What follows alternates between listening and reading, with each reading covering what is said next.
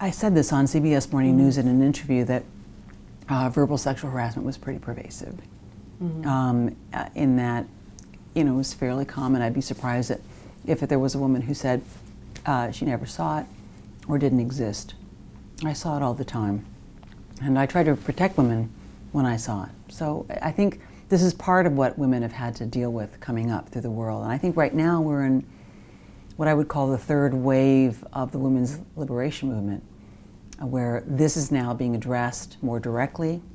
I think even women are waking up to how unacceptable this kind of behavior is, and are standing with other women. And it's this collaboration, I think, that will eventually take it down and perhaps take down one of the major blocks from preventing women from rising to the top of the ranks. For me, not even, it's not about competing against them, it's about working at their full potential. Women losing their potential because of something like this. It's such a waste. It's bad for the companies, it's bad for the women. To be honest with you, it's bad for the country.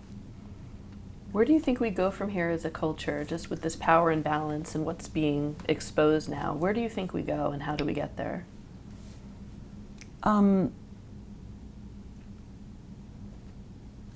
I think we don't give up fighting for what's fair for people. And what's fair and what's right is to allow, I think we are a merit-based society and we should remain a merit-based society. But that what we ought to do is prevent the things that, or do something about the things that stop people from rising with merit into the highest positions. So great women, amazing talents have been blocked for a number of different reasons, and you just mentioned one of them. And why should that happen? And how? And so we should not rest until that hurdle is removed. Will it be removed forever? Probably not. But there have to be systems in place to make it less likely, to make it more punishable, to eliminate it from the fundamental culture that I don't think it's just pervasive in network news or in newsrooms. I think they're the bright shiny object on a broader problem throughout our industries. Well, the women's liberation movement got women opportunities, but it did not take down every hurdle for women to rise to their full potential. And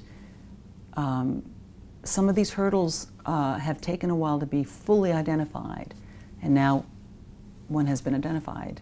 And that, I think, we should be thinking about what systems have to be in place.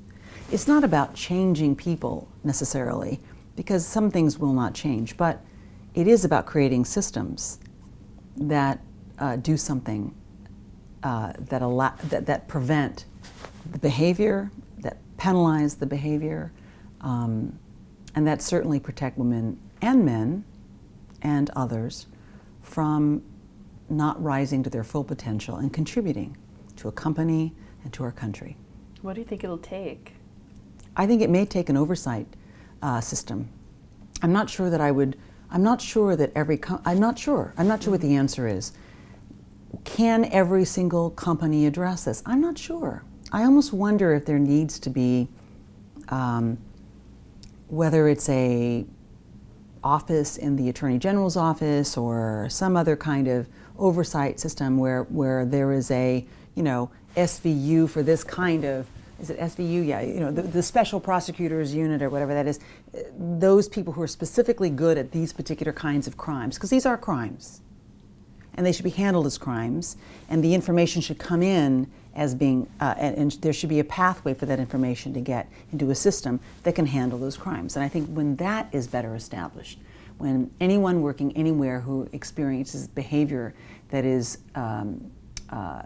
affecting that person's ability to work safely in a workplace, and that must be addressed as being reportable to the company. The company should face fines for that.